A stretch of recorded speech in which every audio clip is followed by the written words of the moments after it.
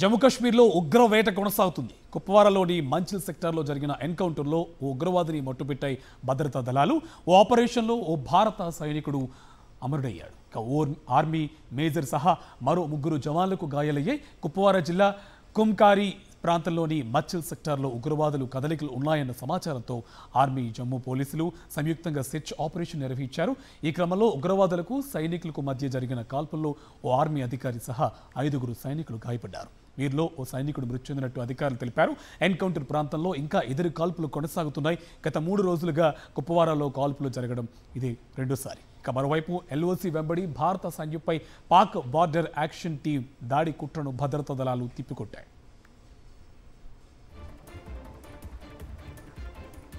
ఇదే అంశకు సంబంధించి మరింత సమాచారం మా కరెస్పాండెంట్ ఢిల్లీ నుంచి వెంకటేష్ మనకి ఫోన్ లైన్ లో డీటెయిల్స్ అందిస్తారు. వెంకటేష్, డీటెయిల్స్ ఏంటి? జమ్మూ కాశ్మీర్ లో మరోసారి ఉగ్ర దాడి జరిగింది. ఈ దాడిలో ఒక సైనికుడు అమరుడయ్యారు. అయితే ఒక పాకిస్తాన్ కు సంబంధించినటువంటి వ్యక్తిని కూడా మట్టుబట్టినట్టు ఇప్పటికే భద్రతా బలగాలు ప్రకటించినటువంటి పరిస్థితి. గత కొన్ని రోజుల నుంచి కూడా పెద్ద ఎత్తున జమ్మూ కాశ్మీర్ లో ఉగ్ర దాడులు కొనసాగుతున్నాయి.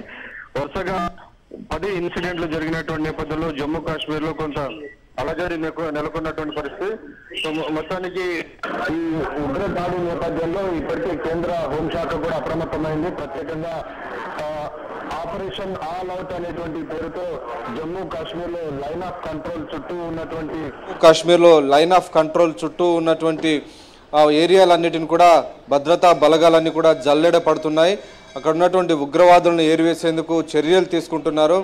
నిజానికి జమ్మూ కాశ్మీర్లో పెద్ద ఎత్తున ఈ రీసెంట్ కాలంలో పెద్ద ఎత్తున ఉగ్రవాదులు మళ్ళీ యాక్టివిటీస్ ప్రారంభించినటువంటి నేపథ్యంలో ఈ ఎన్నికలు జరుగుతాయా లేదా అనేటువంటి కొన్ని అనుమానాలు కూడా ఏర్పడినటువంటి పరిస్థితి. ఒకవైపు సుప్రీంకోర్టు సెప్టెంబర్ చివరికల్లా ఇక్కడ ఎన్నికలు నిర్వహించాలి జమ్మూ కాశ్మీర్లో అని ప్రకటించినటువంటి నేపథ్యంలో ఈ ప్రధానంగా Jammu Kashmir line of control వైపు ఉగ్రదాడులు పెరుగుతున్నటువంటి పరిస్థితి. సో ఈ నేపథ్యంలోనే కేంద్ర హోంశాఖ ఈ అంశంపైన చాలా సీరియస్గా రియాక్ట్ అయ్యి ప్రత్యేకంగా ఆపరేషన్ ఆల్ అవుట్ అనేటువంటి పేరుతో ఉగ్రవాదుల ఏరివేత కార్యక్రమాన్ని నిర్వహిస్తుంది. సో ఈరోజు తాజాగా కుప్వారాలోని ఉన్నటువంటి ఒక ప్రాంతంలో ఉగ్రవాదులకు భద్రతా బలగాలకు మధ్య జరిగినటువంటి ఎదురు కాల్పుల్లో ఒక ఇండియన్ సోల్జర్ చనిపోయారు. పాకిస్తాన్ సంబంధించినటువంటి బ్యాట్కి సంబంధించినటువంటి బార్డర్ యాక్షన్ టీం సంబంధించినటువంటి ఒక వ్యక్తి చనిపోయినట్టుగా మనకు సమాచారం అవుతుంది.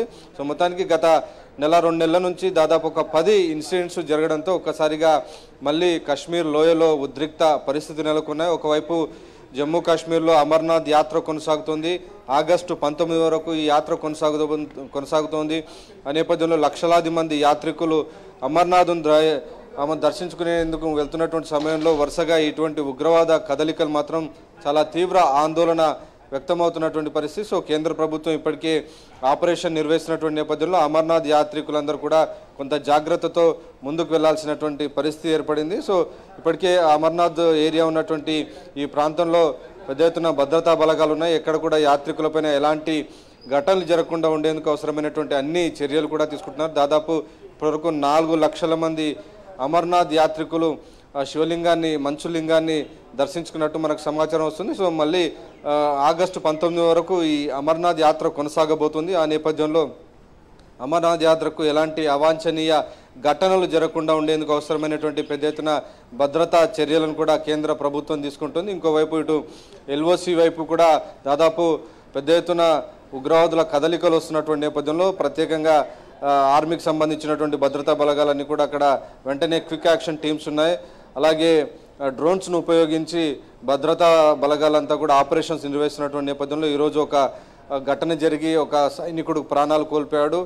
పాకిస్తాన్కి సంబంధించినటువంటి వ్యక్తిని కూడా భద్రతా బలగాలు కాల్చి చంపినటువంటి పరిస్థితి. సో మొత్తానికి ఒకవైపు ఆర్టికల్ 370 రద్దు చేసి కేంద్ర ప్రభుత్వం జమ్మూ కాశ్మీర్ 2 భాగాలుగా విడదీసింది. లడాఖ్ను కేంద్ర పాలిత ప్రాంతంగా, జమ్మూ కాశ్మీర్ను యూనియన్ టెరిటరీగా మార్చినటువంటి పరిస్థితుల నేపథ్యంలో సెప్టెంబర్ చివరికల్లా ఇక్కడ ఎన్నికలు నిర్వహించాలని ఒకవైపు సుప్రీంకోర్టు చెప్పినటువంటి నేపథ్యంలో ప్రస్తుతం తాజాగా కాశ్మీర్ లోయలో ఏర్పడినటువంటి ఉగ్ర పరిస్థితులు మళ్ళీ ఉద్రిక్త పరిస్థితుల నేపథ్యంలో మళ్ళీ సెప్టెంబర్లోగా ఎన్నికలు సాధ్యమవుతాయా లేదా అనేటువంటి ఒక అనుమానాలు అయితే కనబడుతున్నాయి. Right, thank you Venkatesh.